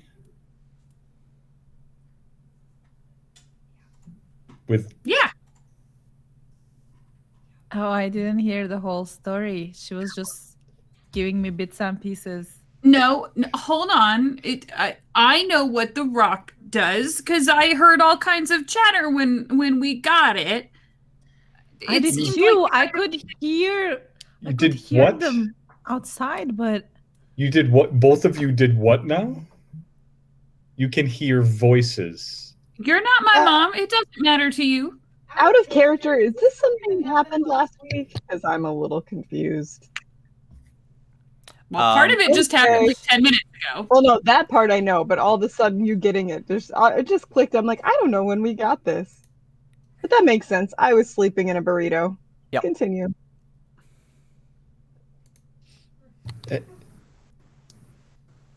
I'm gonna, for once in this entire adventure, I'm going to look directly at it and be like, they're hearing voices from a magic stone. Yes. Is that all you and your god have to offer? No, that's not us. It's not Lathander. I didn't think. Well, I don't know. You seem to be making a lot of accusations for someone who isn't asking any questions about what's happening. I'm not accusing you. You kind of sound like you're making fun of the two of us, and that's really not okay. The considering. door upstairs on the upstairs landing opens up, and Sarkia comes down. She's got her bag now, and she looks a little more put together. What are you all yelling at each other about? I'm just gonna say, magic rocks. I don't know. Oh. Why? What's going on with the magic rocks? I gave it to Alize. What? Yeah, she has her own agenda and things she wants to do, and I think it might help her. why? What's wrong with that? And hey, you're up. I've been up for a while. Did you not see me earlier? I was busy dealing with everything else. You can hear voices now. Did you know that? Her and the big bear can hear voices now. That's judgy. That's not judgy. That's stating the facts. I'm in It this sounds truth. really judgy. Hey, I'm in the zone of truth. That's facts. It's true. I'm a little.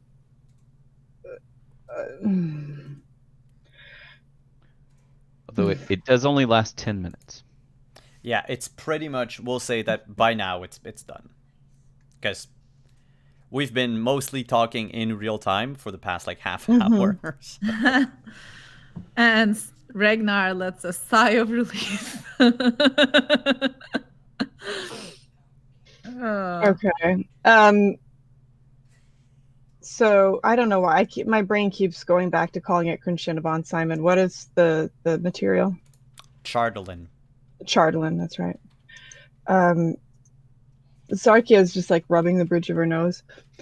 Exactly how much trouble did you all get in while I was sleeping? None. We were attacked by dwarves this morning. Where did you Kept get that? safe. I took it from someone who was stealing it off of the corpse of our dead bard friend. Somebody killed the bard. He is still in. No, he's not in the corner of the room anymore. No, I moved him over close to the door, but it was disrespectful to move him outside. Yeah. So he's still by the door. That's true. I forgot about that. Who killed the bard? You He's saw in that case- happen. Yeah, no, I he's- didn't. She wasn't all here. I definitely didn't see that happen. Or Uh, at least Kelly Aurel, didn't. when Aurel showed up Mm-hmm. 2 weeks ago or so, Mm-hmm. she cast a sort of Oh, like, the spell or the wave. ice Yeah, cube. yeah. And Oh, I thought we in could an melt ice him. cube. He's fine. No, No, okay. no. Not so much with that. Okay. Mm-mm. Can I, Halafine? Can I see the? No, stone? it's for Ali's sake. I don't think it is. I think that's a very bad idea. Why? She already has it. So Yes, bad idea or and- not. How long did you hold it for, Alize? Not long. Why you think it's a bad idea? You think I cannot She held it for hold what, a my minute? own? A minute, and she's already clamoring for more. No, because I can almost hear. It's like when you want to say something and it's on the tip of your tongue. It's like that, but it's in my ear. Like if the fisherman just shut up and then I can Mm-hmm. it's right there. Yep. Halafine, can I please have that? No. First of all, I don't have it. And I'm not giving it back. And if it affects her, it's going to affect us all. So, I mean, it might help her with a problem she's got. And I think that she should hold on to it. Thank you. Sarkia You're is going welcome, to Alice. Sarkia is going to kind of walk over near Etten. Hello. Hello. You're going to want to keep an eye on her if she's going to insist on keeping that. Okay. I mean, I will also keep an eye on her, but you're probably the best person here. Ragnar is Thank standing you. right next to Ed, and he just sort of looks at her and just. We all know you're evil. Also, I'll ask it again. What should we do? Well, Aurel may be a little angry. Yeah. What was that about her being your mom? Let's not worry about that. No, I think we should worry about it. If you're going to be concerned about the magic rocks, I think we need to be concerned about your angry god mom. I am literally the person most qualified to be concerned about the magic rocks. Right. We can Also, agree on that one. magic god mom. Etten, she is a little angry at you. I believe she might have some unresolved issues with Lathander. Hey, that's alright. I set her on fire. I'd do it again. Yes, you did. We were here. We remember. Yes. This was So so does casual. she.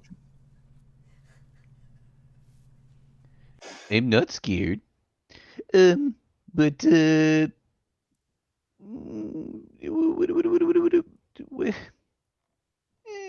what's next? We go burn down a ferry full of dwarves. But why? Well, the But do we Duergar need to? generally. What would you want me to roll, Simon, before I say anything to know that the Duergar would probably be aligned with Auril, given the alignment? I mean, it would be a very tough religion check because she's in a completely different pantheon. Like, in order to know about Auril, they would have to get to the surface, meet a priest or a druid, or priestess, druidess, learn about Auril, and then shift their entire, well, or maybe Well, I this I family didn't or mean this- worship. I meant aligned with. Oh, aligned Like their with? interests would align with hers. What would you want me to roll for that? History. Like just to know that they would be more. History. It's there's a Okay. fairly recent event that occurred that is similar to that.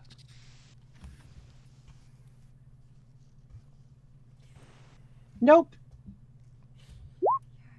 Yeah, 12 is enough. Oh, it is. Oh, okay. Woohoo! Yeah, I mean, yes. you have to remember DC's in 5th edition. They go from like 5 to 20. I know. Recently there was an event that news of it has not made it past the north mostly. It was short-lived. It was called dubbed the Darkening, and it was a spell that enveloped part of the north of Faerun, south of the Spine of the World, so not Icewind Dale. But basically, it allowed Drow to come to the surface and, you know, live there, or in their case, raid as much as they wanted. Specifically, the Drow of Menzo Berenson. Yes. This is similar to that. I mean, the sun is blotted out, so any creature who's sensitive to sunlight will not find it as harsh. And so if the Duergars are looking for something up here, That makes sense. maybe they are working with Auril to keep the sun out. I mean, it would benefit them and her.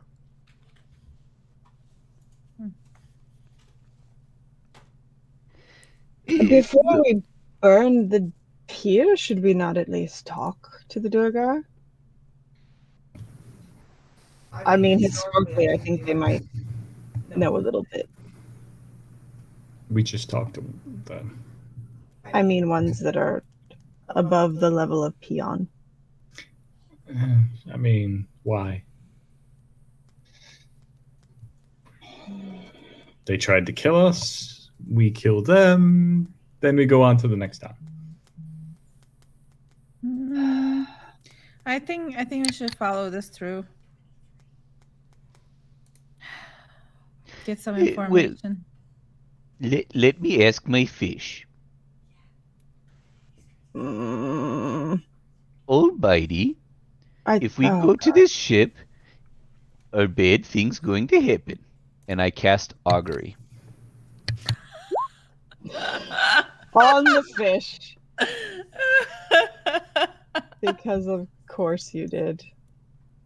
If I weren't already marrying you, I'd marry you again just for that. The fish looks at you, its mouth wide open. And then Take the batteries out. a voice comes out of the mouth of the fish and says in a very deep, resounding voice, "Wheel." Okay. Oh, wheel? That means good things will happen if we go to the ship. Oh, WEAL. Okay, I was like, wheel. Is that how you pronounce it? I think so. I think yes. WEAL, yeah. Yeah, I've never heard it before, so Yeah. It comes Good from things will ancient happen Norse. if we go to the ship. Yes, Keep we in rid the town mind- of Dwargar. Keep in mind, Ghost Me doesn't exactly have good memories of boats on that lake. So Ghost me maybe doesn't necessarily want to go to the lake, but me knows that Ghost me has to deal with it. So, yes, I think we should go to the ship. I think I just gave Alice a headache. And so you make your way out of the. No, I wouldn't no? make our way out because before we go, I look around, and Heliphine is not in the room. So That's I true. would I would tell everybody to, get their stuff around, as it were, and I would go upstairs and, tap tap tap I think it's knock. tap tap tap. She'll come to the door and open it. Are you still a bear? Yup. Because no one reminded me I was still a bear. Does that mean you're technically naked in there? Yeah, probably. Okay. Can I come in? Sure. Okay. And Sarkia comes in.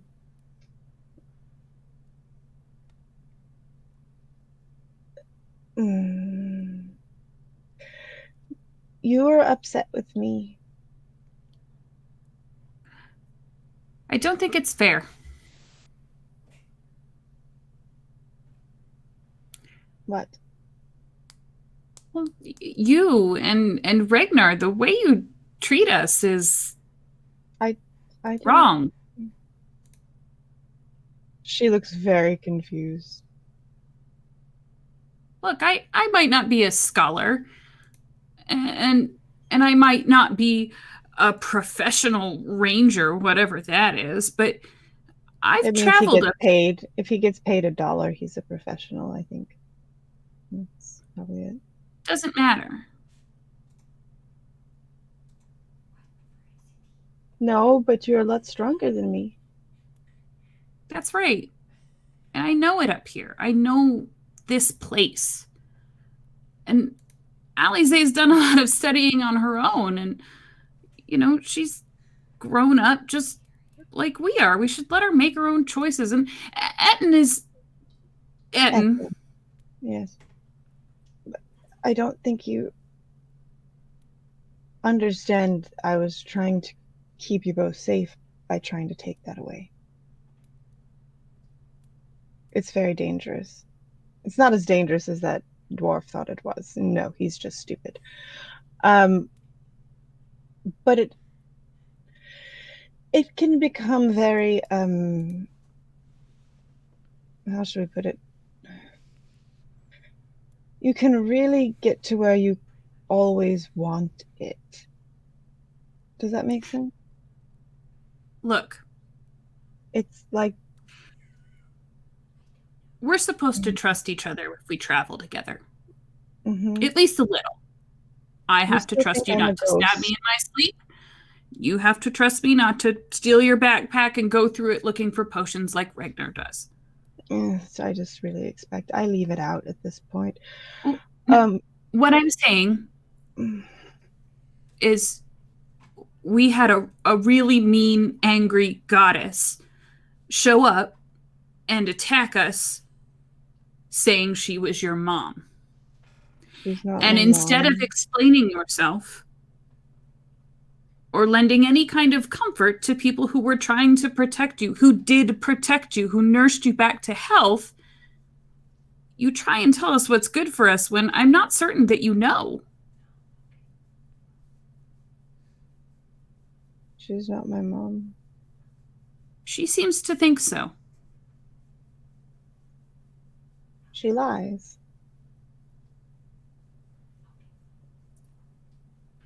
I'm sorry if that's what it seemed like.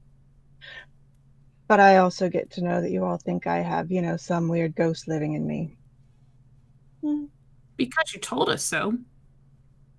It doesn't mean we think any differently of you. The fact that you are part ghost does admittedly freak me out a little bit, but I can overlook that if you can assure me that you're not an agent of Oral who's going to kill us.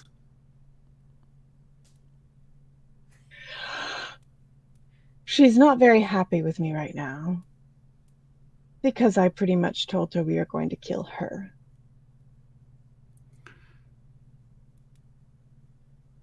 Why does she know who you are? I have no idea. Is that true? I mean, you can insight check, but yes, it's true. Because I let the GM decide that part of my backstory. Hey, that's a natural 19. Woohoo! Yep. So yes, she's telling the truth. She has no idea why Arl singled her out. She has no idea.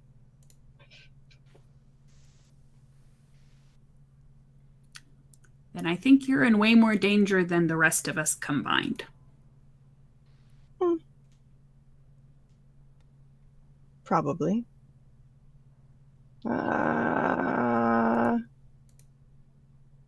Just let her keep the rock. The wings. Just for a little while. I'm a little concerned about the wings on Ragnar. Has nobody brought that? I'm just... He won't tell me what kind of bird he is. I've never seen one like that Actually, before. Simon, what would Sarkia have to roll to see if she would know what an Aasimar is? Religion. Religion. That's a +5, so we know that I'm going to roll a 1. Let's see here.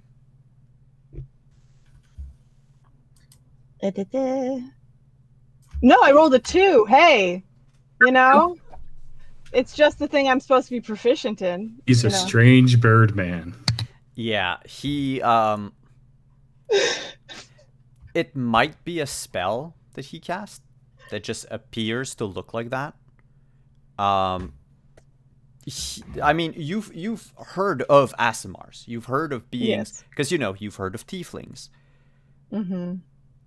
But I might not have heard of fallen Aasimar. So yeah, no, and even then, like Aasimars, just like tieflings, you don't remember them having the ability to hide anything. Like the tieflings can't just hide their horns and tails whenever they want to. Yep. I mean, he could be part bird. I honestly have no idea. But he he could cast spells. But also, Oral was right behind him. Maybe she cast a spell. You think she gave him wings? Not like Red Bull, be quiet. I knew he was going to say that as soon as you said it. I think she might. Maybe? I don't know. It's been a rough night.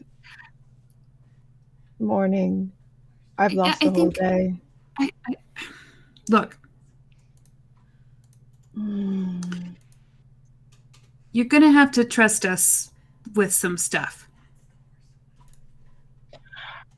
I will trust you with the fact that I really want to kill that elf. She's not an elf, by the way. Right. She stole your face. She stole my life. Well, can we get it back? Not at this point. Now I'm stuck in this, and I've got much less time to work with. How sure does she seem of that statement? That she has less time to live? Or that she can't get it back? I rolled a natural 20. Yeah. Well, I would have used the previous insight anyway, but it depends. I'm gonna ask Kelly, would Sarkia cling to a hope that it's possible to reverse it? I think a little bit. But it's going to also be conflicting with the fact that she has had this life now. So they're both kind of mixed up. But definitely the ghost lawyer wants the old life back. If we're going to be that way. Mm-hmm.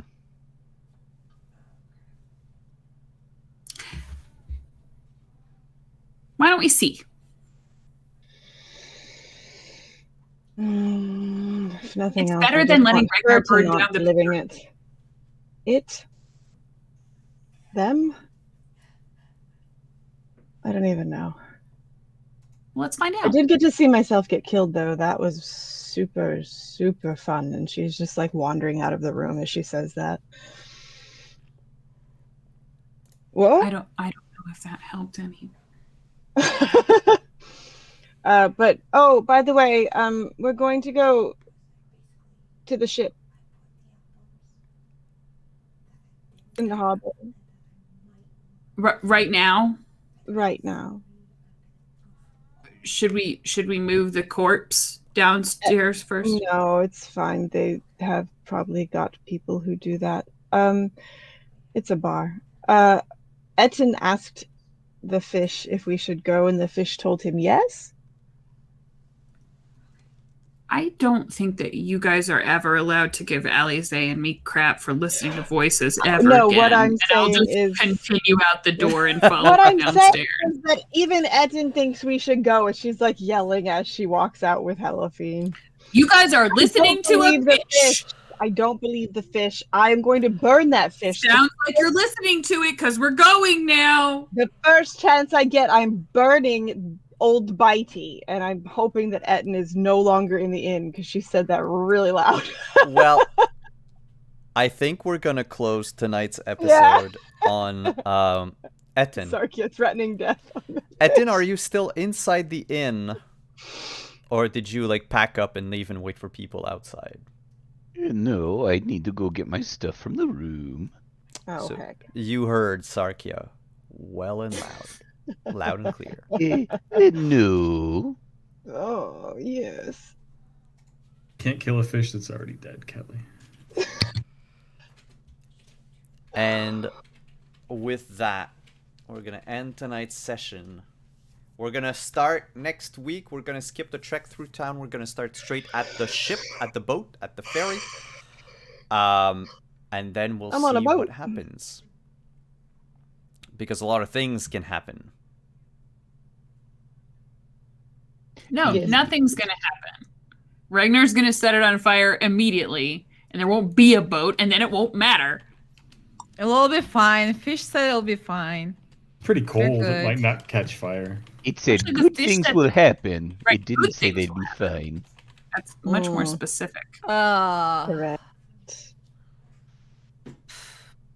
So, on that note, let's go around our table. Shout out where we can find you this week.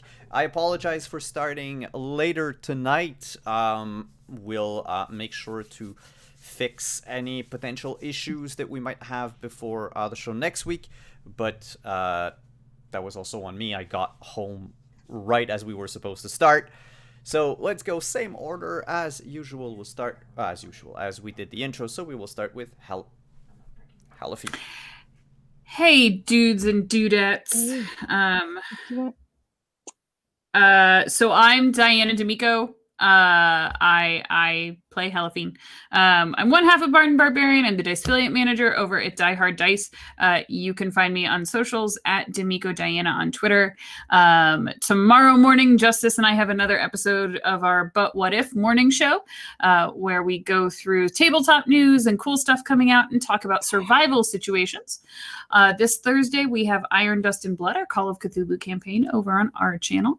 And then not this Friday, but next Friday, we start Ash and Ruin, our Vampire the Masquerade adventure starring Justice and Kelly, two of the beautiful individuals here.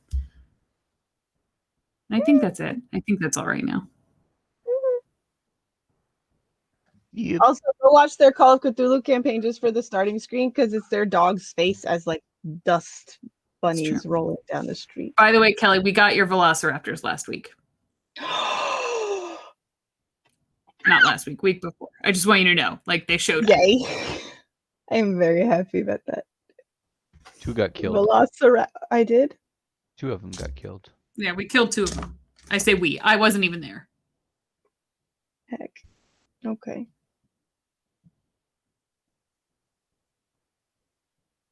Simon, you're muted. Wow. Well then, Justice, where can we find you? All those same places. Yep. This week, everything that Diana mentioned is where I will be, and you can find me on the socials at Stashmandu. Like Catmandu, but Stash. What about Stashman don't? Oh, That's his evil twin.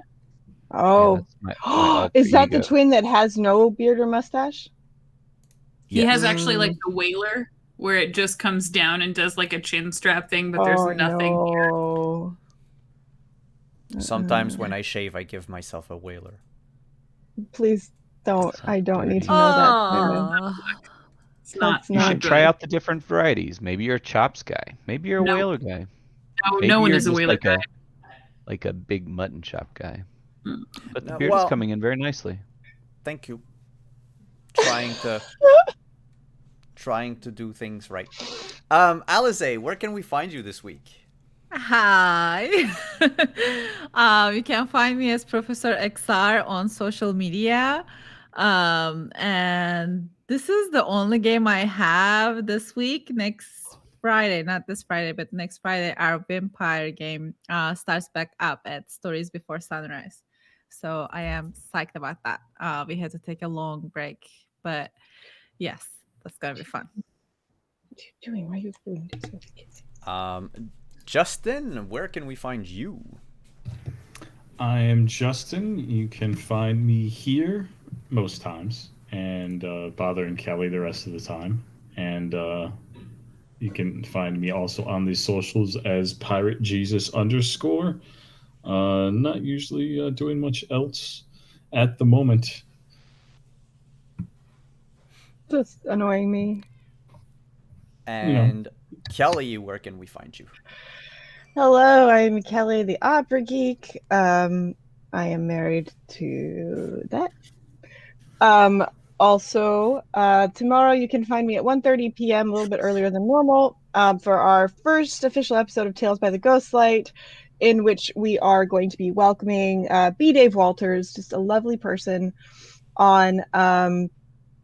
We are going to be raising money for the charity of his choice, which happens to be World Builders, during the episode.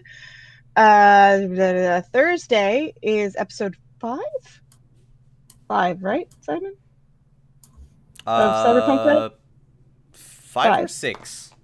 5, I think. Episode 5 of Cyberpunk Red, which I believe is going to open on me still having a dinner date with Gabe James Games, who actually wore a yellow suit, which I specifically told him not to. And Friday, don't have anything this week. Saturday, I'm trying to remember, like everything is kind of running together in my head. Not this Friday, next Friday, obviously, Vampire the Masquerade with Justice and Diana. It is going to be my first actual Vampire the Masquerade game where I am playing not like a kind of pre-written character or NPC character. So this is going to be fun, ? It won't be fun. Probably not. Other than that, you can catch me sometimes on my channel streaming video games, and just watch my Twitters at the Opera Geek to know when I go live. And sometimes we have this guy here to say hi to everybody when I'm streaming. That's it. And I am Simon at Wandering DM. Thank you everyone for coming tonight. Thank you for watching. Thank you for the raids. Thank you for all the subs. Thank you players for taking the time off of your Monday evening to come play in the cold. That said, you can find me over on Unmade Gaming on Wednesday at 8 p.m. as we play Cyberpunk Red with Team NPC. On Thursday, like Kelly said, 5th episode of Cyberpunk Out on a Limb. On Friday, it's going to be Cyberpunk Red over on my channel at a new time. We're going to start at 8:30 as well. So now all the streams start at 8:30. Saturday, I will be over on Level Up TTV for some Scion. And then Sunday over on Praxagora Thesmophoria's channel at 8 p.m. Eastern for Romance of the Blue Rose. And speaking of vampire, if you are interested, the The game that I am writing, Vampire the Masquerade Chapters, is still in pre-order right now. So if you want to get your hands on a game that is basically a mix between a board game and the actual Vampire Masquerade RPG, it's like a pre-made campaign that plays over the course of several hours. Not allowed to go into it's too really much fun. detail. It's really Yes, fun. you can try it if you have Tabletop Simulator on Steam. The demo is free. But yes, it's got look, the box is £30. It's got a whole bunch of stuff. Fancy dice for vampire, miniatures, maps, character sheets, everything. So if you want to take a look at it, the link is in chat. On that note, we will get going, and we will see you again in Icewind Dale next week. Ciao, everyone. Goodbye.